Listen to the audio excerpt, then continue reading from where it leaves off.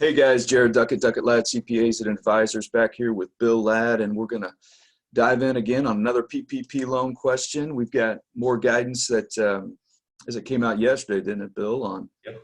They kind of sneak these FAQs in us, so you got to check it every day. And I tell you what, Bill's on top of it. He's checking these FAQs, about 3 or 4 times a day, probably, right? Man, all the time, all the time. But we've got a good one that came out, and we wanted to jump in, and I'm going to share my screen and just put it right in front of you guys, and it's FAQ 40. And this is answering a lot of the questions that we're getting from our clients, and I'm sure a lot of you are having this same question as well. And I'll just read the question verbatim, and then Bill dive into the answer here, and we'll kick things back and forth. But okay. The question is basically, will a borrower's PPP loan forgiveness amount be reduced if the borrower laid off an employee, offered to rehire the same employee, but the employee declined the offer? So dive into the answer, Bill. I mean, I think we've gotten a lot of questions from clients on this. So let's dive into the answer and kind of dissect what Treasury and SBA is saying here. Yeah, so this one's a big one in my mind, Jared, and this is going to cover, I think, probably both components of the forgiveness calculation, the FTE, but more importantly, the one that discussed a reduction in wages.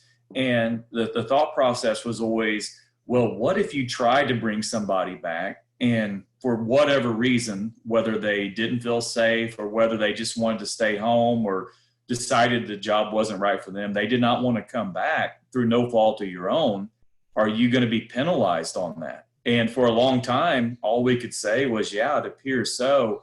But this one came out and very specifically says, no, your forgiveness calculation will not be reduced if you actively try to bring somebody back. And it looks like it's going to come through a final rule at some point, which will hopefully be forthcoming pretty soon.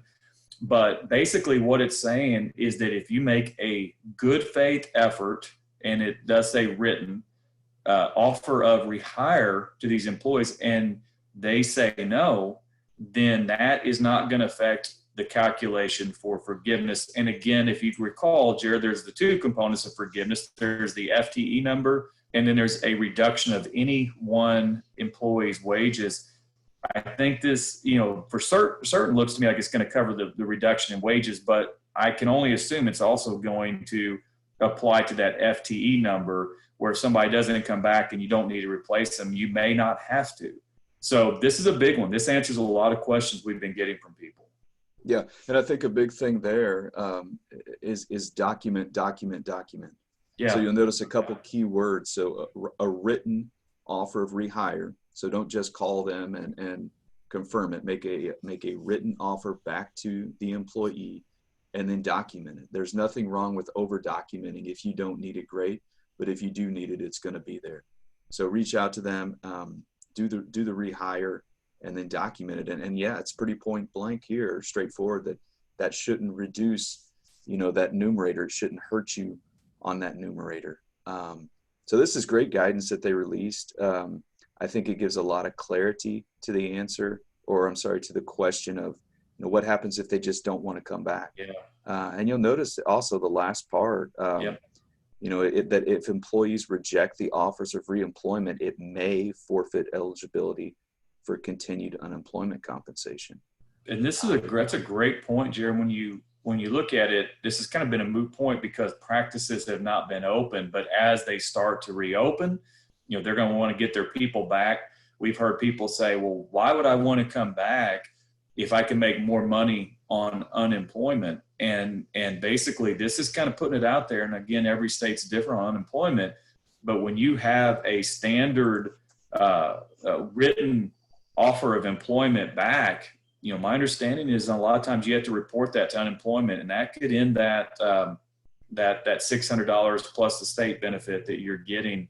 So, this could kind of be a big moment where people have to make a decision with staffing, and not just them, but also their employees are going to have to make a decision as to which direction they're going to go. But definitely great guidance that I feel certainly was needed, and I think it's hopefully going to answer one of the huge questions we've all had on that forgiveness calculation. Yeah, kudos to Treasury and SBA for addressing that, head on. Great answer, great response there. So just want to give you guys a heads up, new FAQ out there. Surely it answers a lot of the questions you have.